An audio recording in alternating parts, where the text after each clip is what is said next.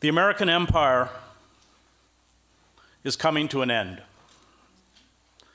The US economy is being drained by wars in the Middle East and vast military expansion across the globe.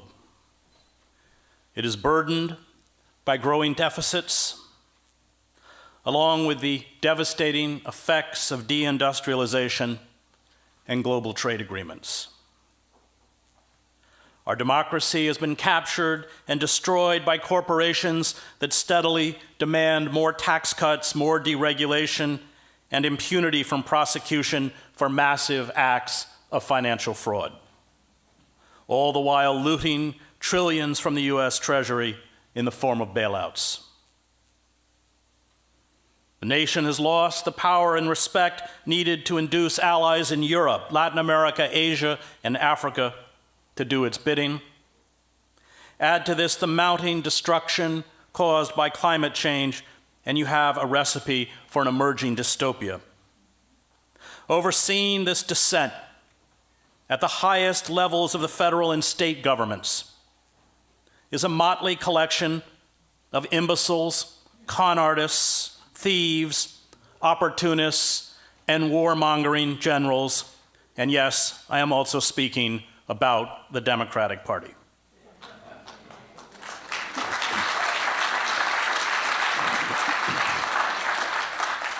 The empire will limp along, steadily losing influence until the dollar is dropped as the world's reserve currency, plunging the United States into a crippling depression and instantly forcing a massive contraction of our military machine.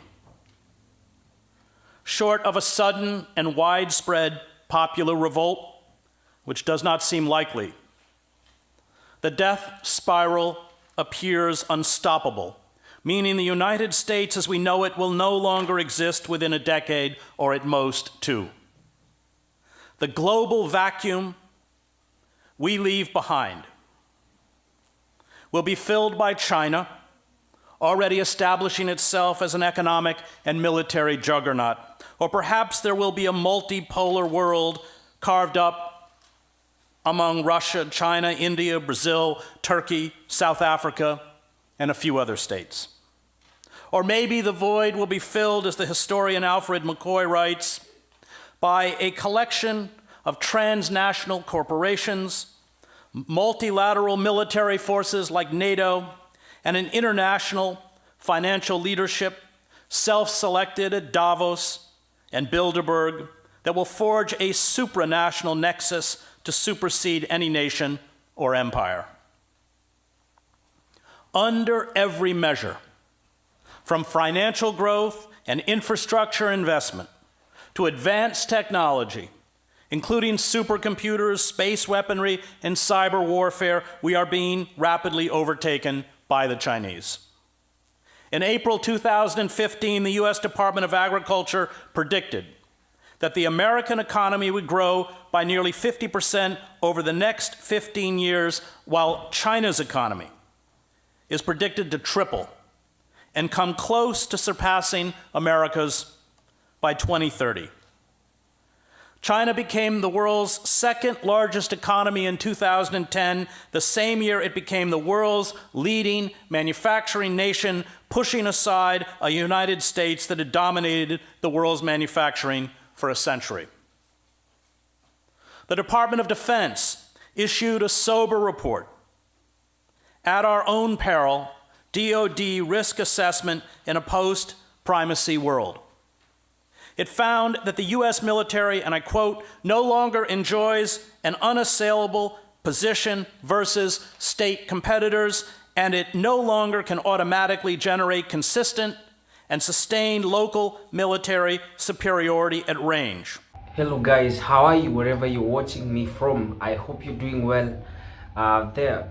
Now today's episode I have this video of Chris Hedges, and I think you've seen it. It's a video that he spoke about Trump's era, and it's like he tried to foreshadow what was about to happen and in this year. So it's kinda educative and eye-opening. I wanted us to share and see and try to learn something from it, because this video, he didn't like produce it yesterday. It's a 7-year video, and if you try to look at whatever that he's saying in this video, if you try to analyze the points that he's putting in place in this video, you find that it aligns with whatever that is going right now in America. Now, I don't want to talk much about this. I want us to get into the video and watch it, and I hope you'll have a good moment of learning. If this is your first time in this channel, please consider supporting us by simply subscribing, give us a like, share our content. We'll greatly appreciate. Let's get into it. McCoy predicts the collapse will come by 2030.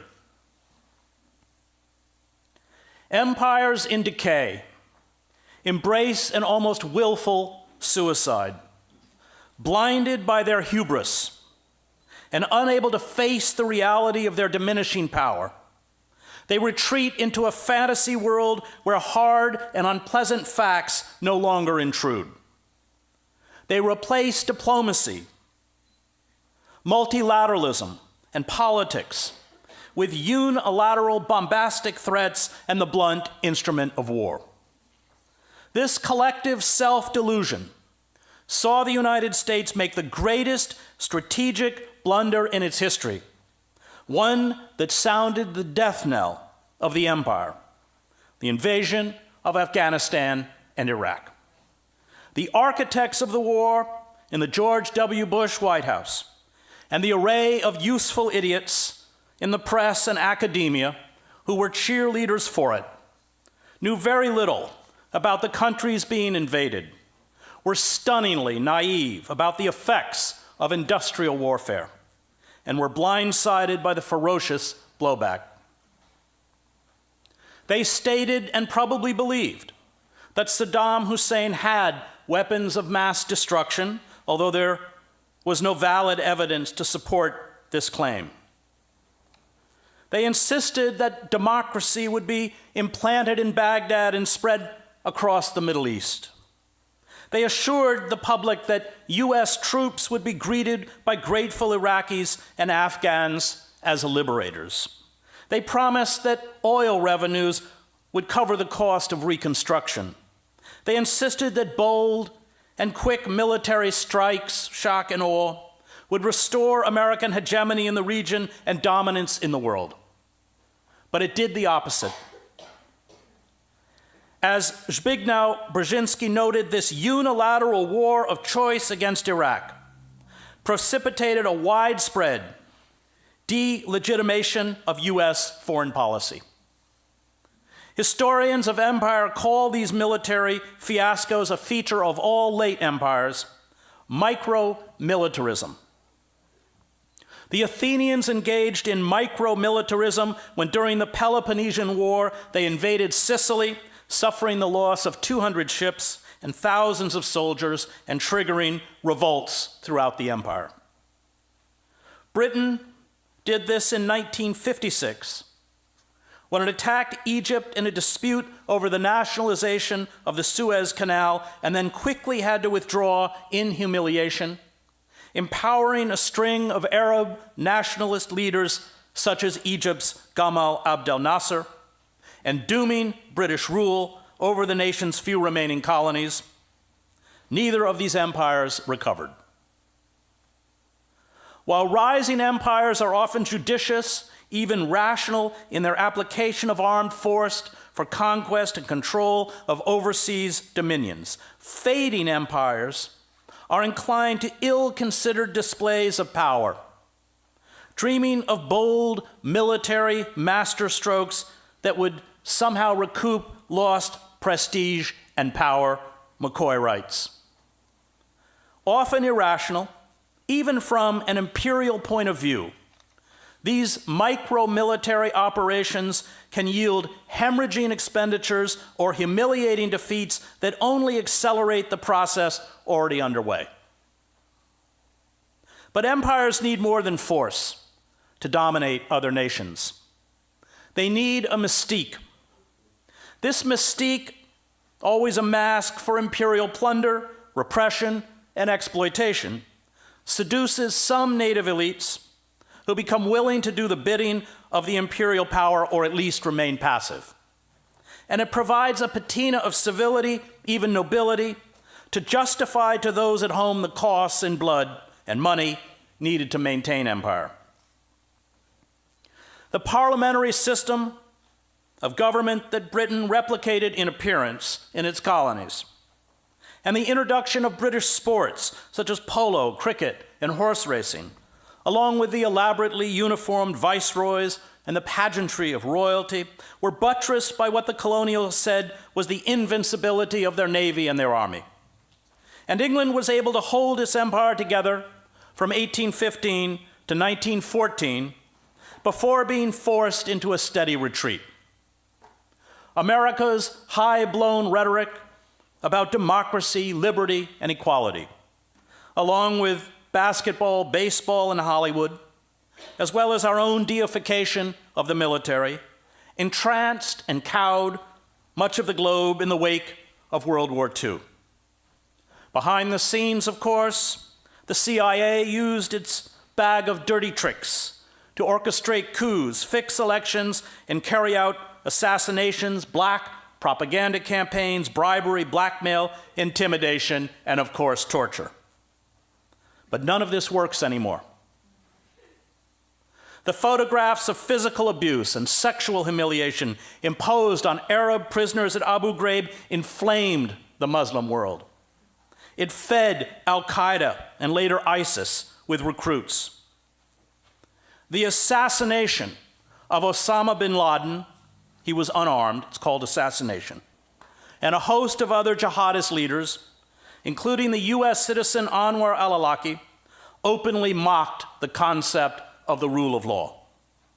The hundreds of thousands of dead and millions of refugees fleeing our debacles in the Middle East, along with the near constant threat from militarized aerial drones, exposed us as state terrorists. We have replicated in the Middle East the US military's penchant for widespread atrocities, indiscriminate violence, lies, and fatal miscalculations that led to our defeat in Vietnam.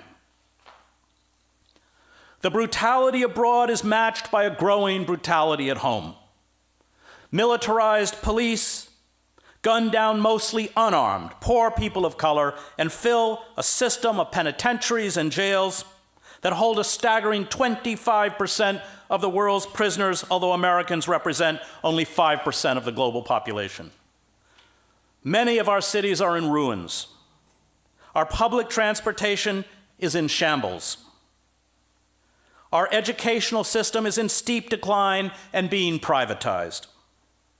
Opioid addiction, suicide, mass shootings, depression, and morbid obesity plague a population that has fallen into profound despair. The deep disillusionment and anger that led to Donald Trump's election, a reaction to the corporate coup d'etat, and the poverty afflicting at least half the country have destroyed the myth of a functioning democracy. Presidential tweets and rhetoric celebrate hate, racism, and bigotry and taunt the weak and the vulnerable. The president, in an address to the United Nations, threatened to obliterate North Korea in an act of genocide. We are worldwide objects of ridicule and hatred. The foreboding for the future is expressed in the rash of dystopian films, motion pictures that no longer perpetuate American virtue and exceptionalism, or the myth of human progress. The loss of this mystique is crippling. It makes it hard to find pliant surrogates to administer the empire, as we have seen in Iraq and Afghanistan. The omnipotence empires project mask the fragility of decayed structures. The expansion of empire beyond the capacity of the homeland to sustain the maintenance and costs of empire makes the system vulnerable. especially during a financial crisis. States that do not administer empires are able to devote more of their resources to domestic prosperity and basic security. But empires have no such option. And when revenues shrink, empires fracture and disintegrate. Without the financing that arises almost organically inside a sovereign nation, empires are famously predatory in their relentless hunt for plunder or profit. Witness the Atlantic slave trade, Belgium's rubber lust in the Congo, British India's opium commerce, the Third Reich's rape of Europe, or the Soviet exploitation of Eastern Europe, McCoy writes. So delicate is their ecology of power that when things start to go truly wrong, empires regularly unravel with unholy speed. Just a year for Portugal, 2 years for the Soviet Union, 8 years for France, 11 years for the Ottomans, 17 for Great Britain, and in all likelihood just 27 years for the United States, counting from the crucial year 2003. The loss of the dollar as the global reserve currency will instantly make it impossible for the United States to pay for its huge deficits by selling depressed Treasury bonds. There will be a massive rise in the cost of imports. Unemployment will explode. Domestic clashes over what McCoy calls insubstantial issues will fuel a dangerous hypernationalism that could morph into an American fascism. The nihilism and rage sweeping across the globe are not generated by warped ideologies or medieval religious beliefs.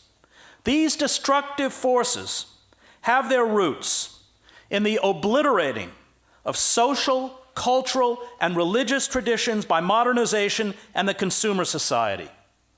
The disastrous attempts by the United States to carry out regime change, often through coups and wars, and the utopian neoliberal ideology that has concentrated wealth in the hands of a tiny cabal of corrupt global oligarchs. The rage is directed at discredited elites. This vast global project of social engineering during the last century persuaded hundreds of millions of people, as Pankaj Mishra writes in The Age of Anger, to renounce and often scorn a world of the past that had endured for thousands of years, and to undertake a gamble of creating modern citizens who would be secular, enlightened, cultured, and heroic. The project has been, for all but a handful of global elites, a spectacular failure. The wretched of the earth, as Frantz Fanon called them, have been shorn of any ideological or cultural cohesion. They are cut off from their past. They live in crushing poverty, numbing alienation, hopelessness, and often terror. Mass culture feeds them the tawdry, the violent, the salacious, and the ridiculous. And they are rising up against the forces of modernization, driven by an atavistic fury to destroy the technocratic world that condemns them.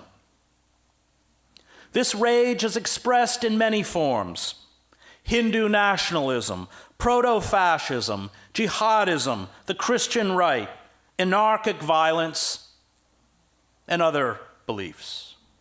But the various forms of resistance spring from the same deep wells of global despair. And this resentment is fueling a virulent nationalism, xenophobia, chauvinism, and violence, poisoning the civil discourse and fueling an assault on basic civil liberties. Yet Western elites, rather than accept their responsibility for the global anarchy, self-servingly define the clash as one between the values of the enlightened West and medieval barbarians. They see in the extreme nationalists, religious fundamentalists, and jihadists an inchoate and inexplicable irrationality that can only be quelled with force. They have yet to grasp that the disenfranchised do not hate us for our values. They hate us because of our duplicity, use of indiscriminate industrial violence on their nations and communities, and our hypocrisy. The dispossessed grasp the true message of the West to the rest of the planet. We have everything, and if you try to take it away from us, we will kill you. The more the Western elites are attacked, the more they too retreat into a mythological past, self-glorification, and willful ignorance. The rise of hyper-nationalism, expressed in the absurd slogan, "Make America Great Again," the demonization of Muslims, undocumented workers, the growing bellicosity of the state, and the attempt to blame foreign interference is used as a mask to cover the root cause of the discontent, which is profound social inequality, which in the United States is the worst in the industrialized world. Huge segments of the world have been cast aside by globalization, treated in an age of corporate capitalism as human refuse. And their rage is expressed in the kind of anarchic and nihilistic violence that characterized another era of vast inequality, the end of the 19th century and the beginning of the 20th century. Our rash of mass shootings at schools, churches, concerts, malls, and cinemas, our reaction to the lies fed to workers across the globe by the architects and ideologues of corporate capitalism.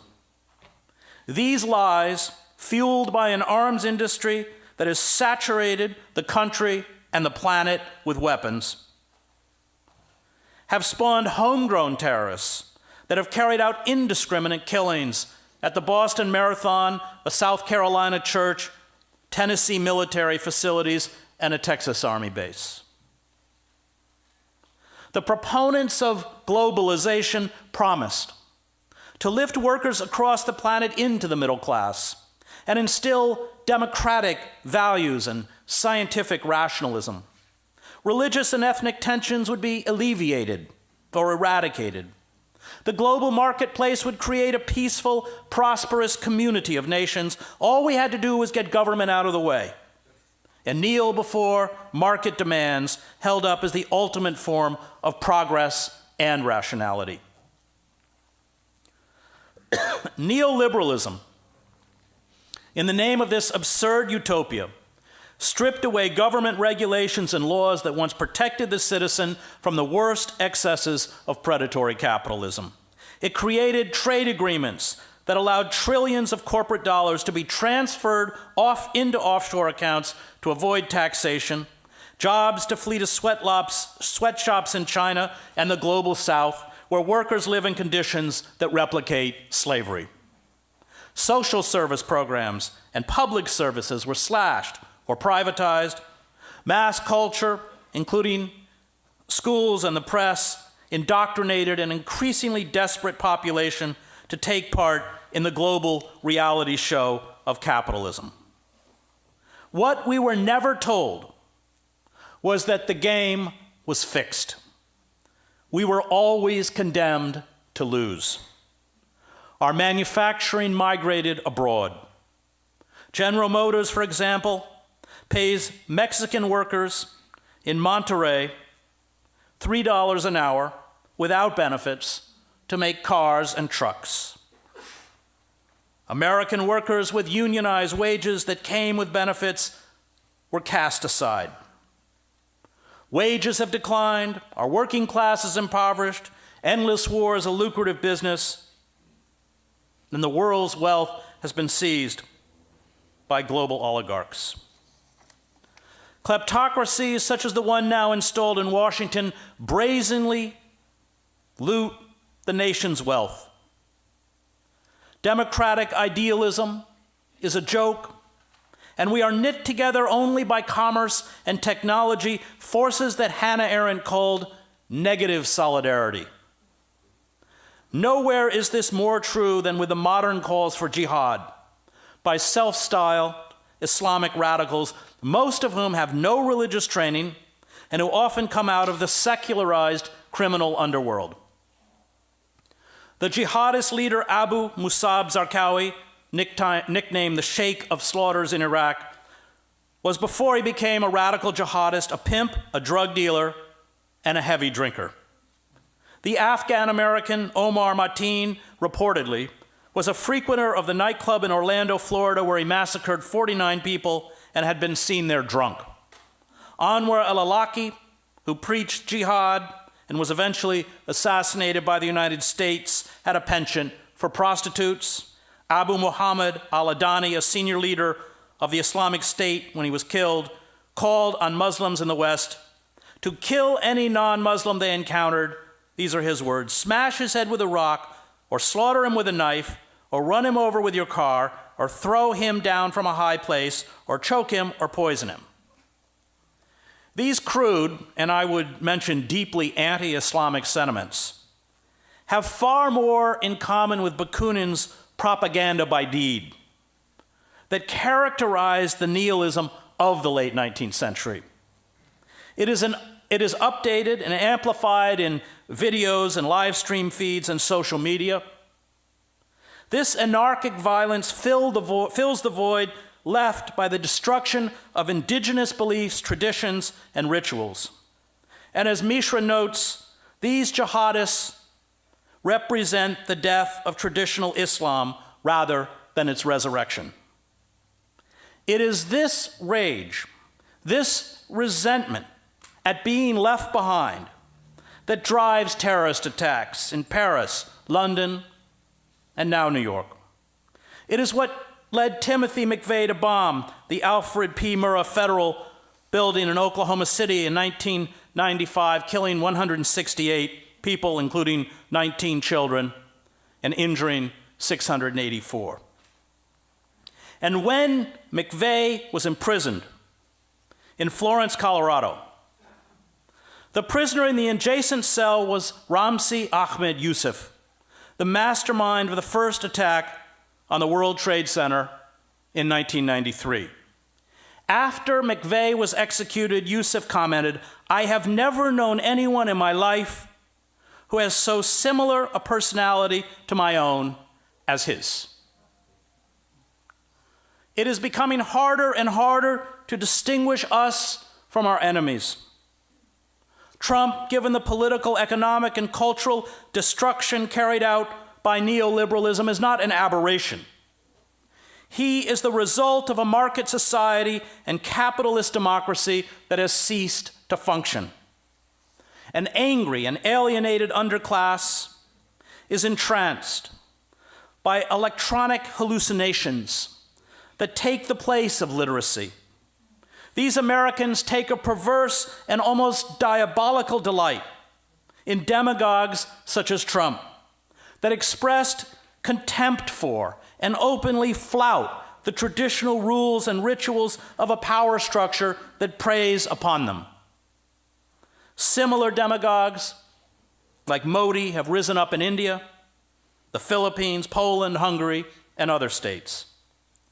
And this is almost always a characteristic of the final stage of the some 69 empires that have risen and fallen throughout human history.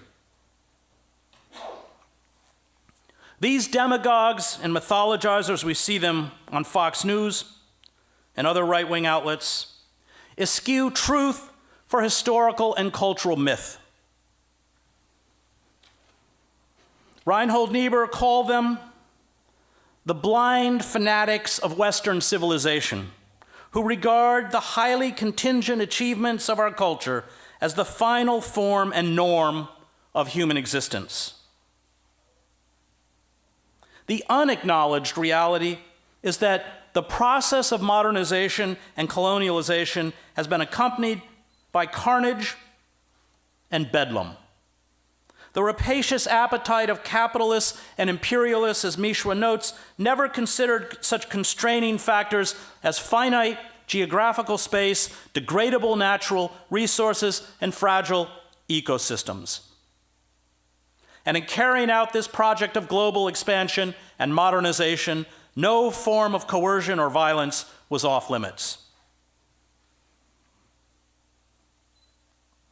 Terrorist attacks, such as the flying of the hijacked planes into the World Trade Center, illustrate that those who oppose us are products of our moral universe. They have been schooled well in the art of modern warfare. The dramatic explosions, the fireballs, the victims jumping to their deaths, the collapse of the 2 huge towers in Manhattan were straight out of Hollywood. Where else but from the industrialized world did the suicide hijackers learn that huge explosions and death above a city skyline are a peculiar and effective form of communication? They have mastered the language we taught them. They learned that the use of disproportionate and indiscriminate violence against innocents is a way to make a statement. And we delivered the same incendiary messages in Vietnam. Robert McNamara, the Secretary of Defense in 1965, defined the saturation bombing of the North, which left hundreds of thousands of civilians dead, as a means of communication to the communist regime in Hanoi. And we speak this language in Iraq, Afghanistan, Syria, Pakistan, Somalia, and through our Saudi proxies in Yemen. The roots of even the worst atrocities carried out by jihadists have their origins in our campaigns to colonize and subdue the rest of the world. It was the French colonists who used waterboarding, a technique inherited from the Nazis, on Algerians.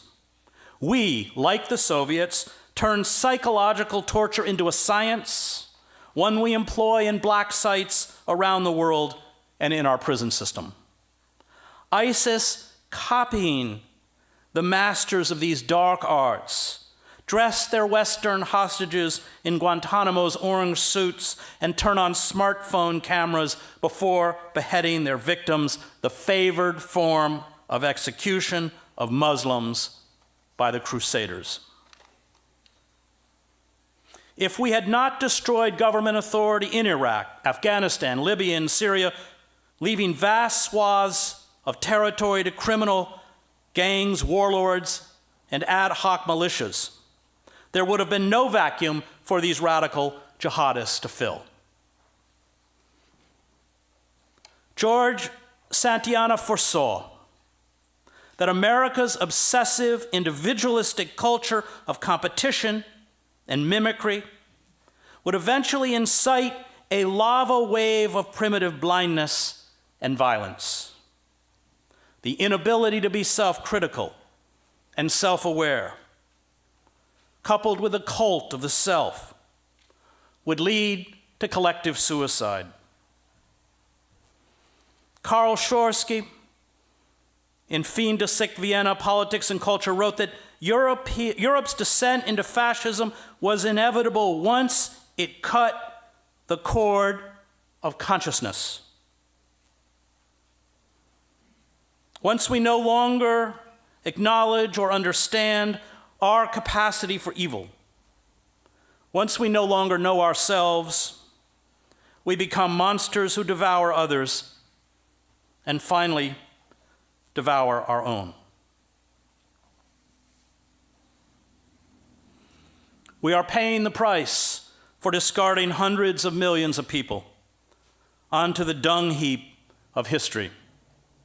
Unable to understand and cope with reality, we wage endless wars in the name of democracy and Western civilization, which engender more martyrs to fuel the violence we seek to crush. We are afflicted by what Albert Camus called auto-intoxication, the malignant secretion of one's preconceived impotence against the enclosure of the self. And until this autotoxication is addressed, the rage and violence at home and abroad will expand as we stumble towards a global apocalypse. This slow motion march towards apocalypse is assured if we refuse to confront the ecocide we are carrying out on the planetary systems that sustain human life. Seas and rivers are being poisoned and emptied of their stocks of fish. Wildfires, droughts, flooding, monster hurricanes, typhoons, and tsunamis, along with soaring temperatures and the evaporation of the polar ice sheets, along with glaciers, ravage the planet. This ecocide exacerbates the breakdown of social structures, fuels the mass migration of the displaced and refugees, which in turn creates more political instability. Unchecked, these forces will lead in many parts of the globe to complete systems breakdown. The greatest existential crisis of our time is to at once accept the tragic reality before us and find the courage to resist. It is to acknowledge that the world as we know it will become harsher and more difficult, that human suffering will expand, but that we can, if we fight back, perhaps reconfigure our lives and our society to mitigate the worst savagery, dramatically reduce our carbon footprint, and save ourselves from complete annihilation. The power elites will do nothing to save us. To be hopeful in bad times is not just foolishly romantic, Howard Zinn wrote.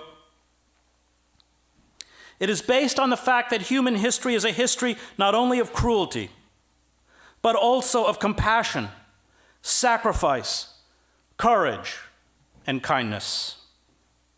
What we choose to emphasize in this complex history will determine our lives.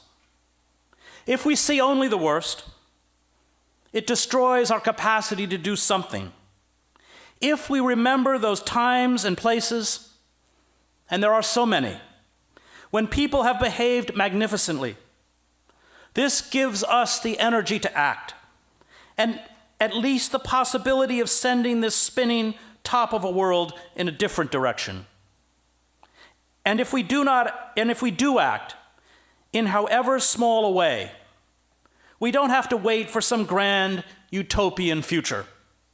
The future is an infinite succession of presents. And to live now as we think human beings should live, in defiance of all that is bad around us, is itself a marvelous victory. This makes resistance a moral and an existential imperative. Resistance entails suffering. It requires self-sacrifice. It accepts that we may be destroyed. It is not rational. It is not about the pursuit of happiness. It is about the pursuit of freedom. Resistance accepts that even if we fail, there is an inner freedom that comes with defiance. And perhaps this is the only freedom and true happiness we will ever know. To resist evil is the highest achievement of human life. It is the supreme act of love. It is to carry the cross, as the theologian James Cone reminds us, and to be acutely aware that what we are carrying is also what we will die upon. Most of those who resist, Sitting Bull, Emma Goldman, Malcolm X, Martin Luther King, are defeated, at least in the cold calculation of the powerful. And the final and perhaps most important quality of resistance, as Cone writes, is that it inverts the world's value system. Hope rises up out of defeat. Those who resist stand regardless of the cost with the crucified. This is their magnificence, and it is their power. The seductive inducements to conformity, money, fame, prizes, generous grants, huge book contracts, hefty lecture fees, important academic and political positions, and a public platform are scorned by those who resist.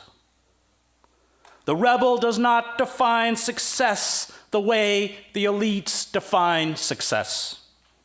Those who resist refuse to kneel before the idols of mass culture and the power elites. They are not trying to get rich. They do not want to be part of the inner circle of the powerful. They accept that when you stand with the oppressed, you get treated like the oppressed. The inversion of the world's value system makes freedom possible. Those who resist are free not because they have attained many things or high positions, but because they have so few needs. They sever the shackles used to keep most people in bondage. And this is why the elites fear them. The elites can crush them physically, but they cannot buy them off. The power elites attempt to discredit those who resist. They force them to struggle to make an income. They push them to the margins of society. They write them out of the official narrative. They deny them the symbols of status. They use the compliant liberal class to paint them as unreasonable and utopian. But resistance is not fundamentally political. It is cultural. It is about finding meaning and expression in the transcendent, in the incongruities of life. Music, poetry, theater, and art sustain resistance by giving expression to the nobility of rebellion against overwhelming force, what the ancient Greeks called fortuna, which can never ultimately be overcome. Art celebrates the freedom and dignity of those who defy malignant evil.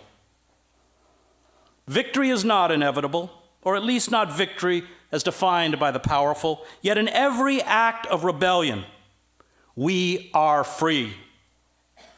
It was the raw honesty of the blues, spirituals, work chants that made it possible for African Americans to endure.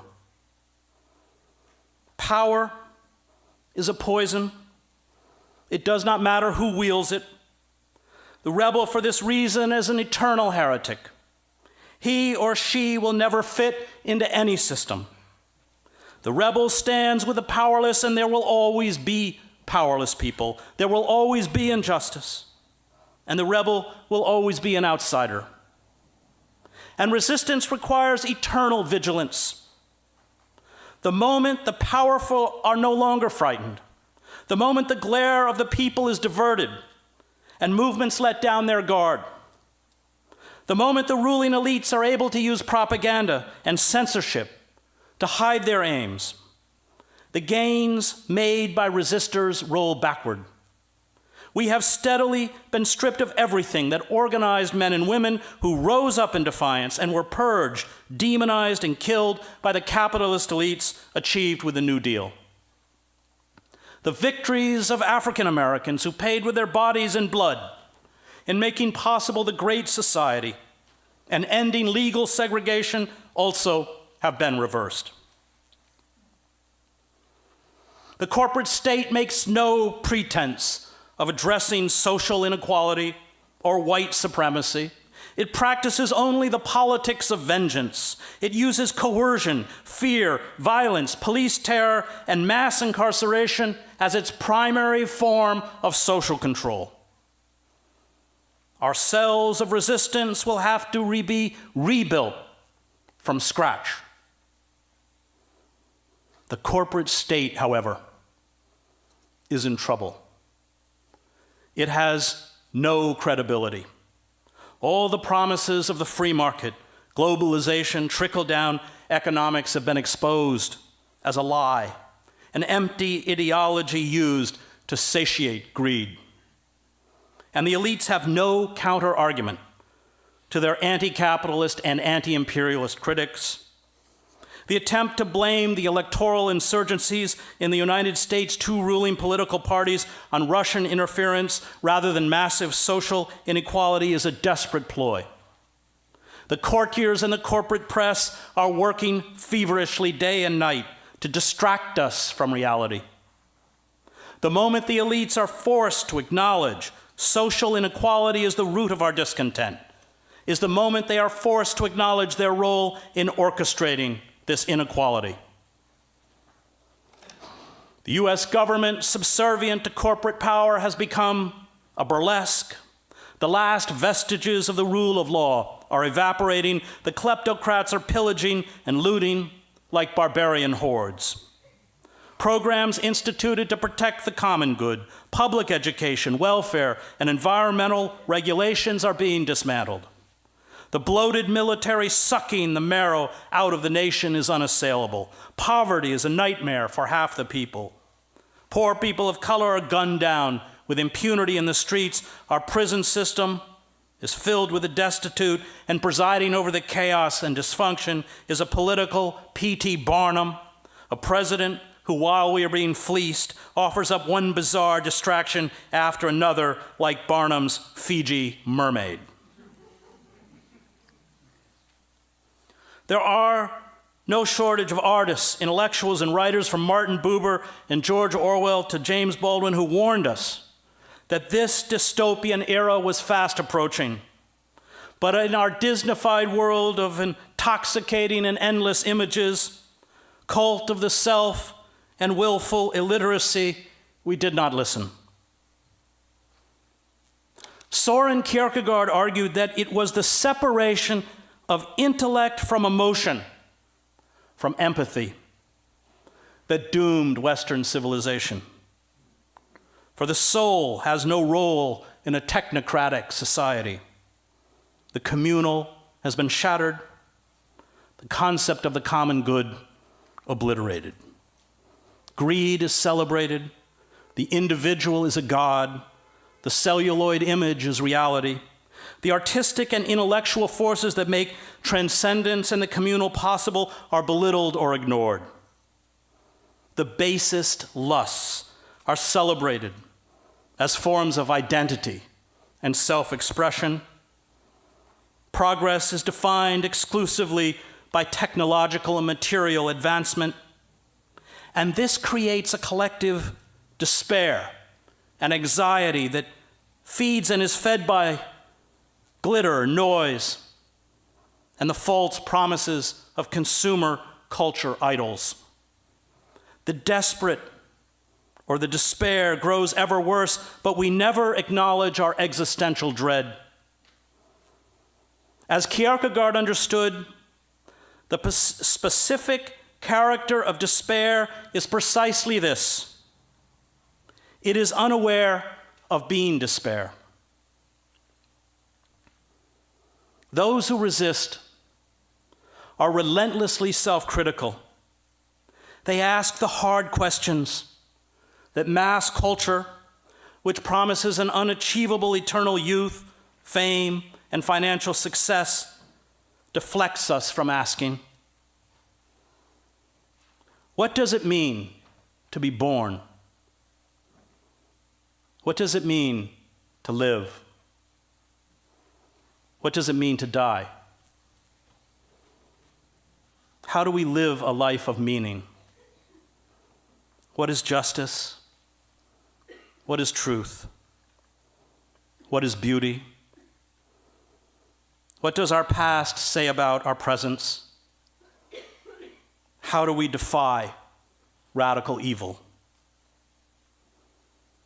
We are in the grip of what Kierkegaard called sickness unto death, the numbing of the soul by despair that leads to moral and physical debasement. Those who are ruled by rational abstractions and an aloof intellectualism, Kierkegaard argued, are as depraved as those who succumb to hedonism, cravings for power, violence, and predatory sexuality. We achieve salvation when we accept the impediments of the body and the soul, the limitations of being human. Yet despite these limitations, seek to do good. This burning honesty, which means we always exist on the cusp of despair, leaves us, in Kierkegaard's words, in fear and trembling. We struggle not to be brutes while acknowledging we can never be angels. We must act and then ask for forgiveness. We must be able to see our face in the face of the oppressor. Paul Tillich did not use the word sin to mean an act of immorality. He, like Kierkegaard, defined sin as estrangement. For Tillich, it was our deepest existential dilemma. Sin was our separation from the forces that give us ultimate meaning and purpose in life.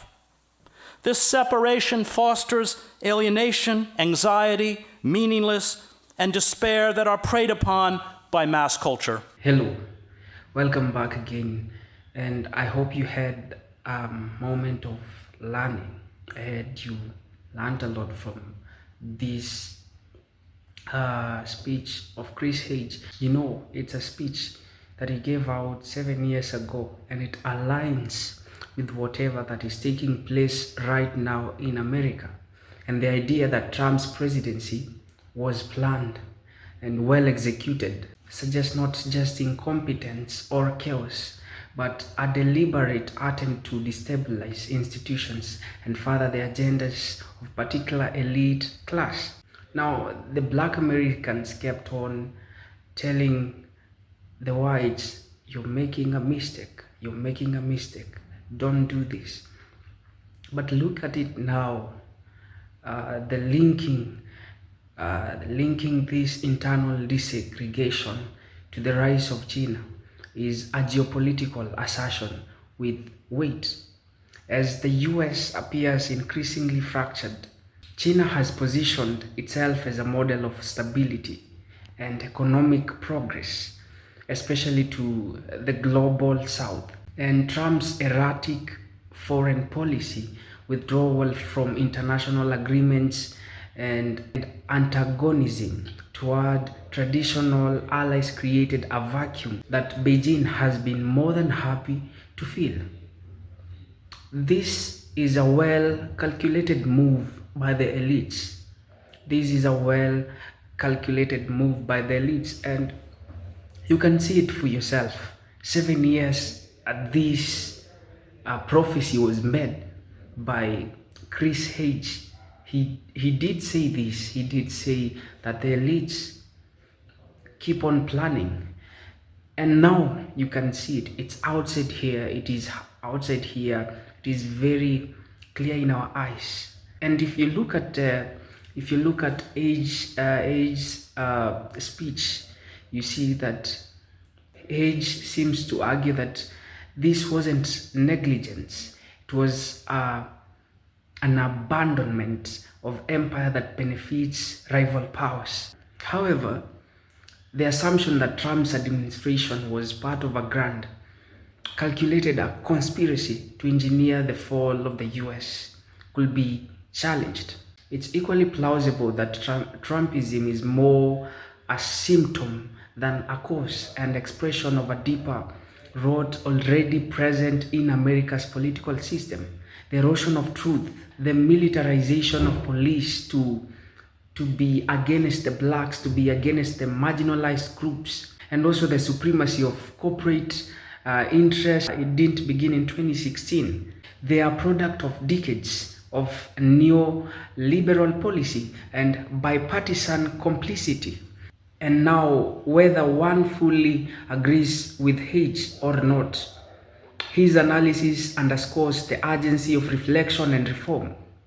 If Trumpism is indeed modern fascism, then the real danger lies not just in one man's action, but in the populace's willingness to accept or normalize them. And now I think that next time people will now get to listen to blacks, they will listen to their advice Instead of voting for racism, they will vote for policies that benefit the nation at large and not to satisfy their racial injustice hunger. Now, this marks the end of this session. Keep on supporting each other, blacks. Keep on advising each other the right way. I've been your presenter, Rain Shadrach, and if this was your first time in this channel, please consider subscribing, give us a like, share our content. We'll greatly appreciate. Hope to see you in the next video.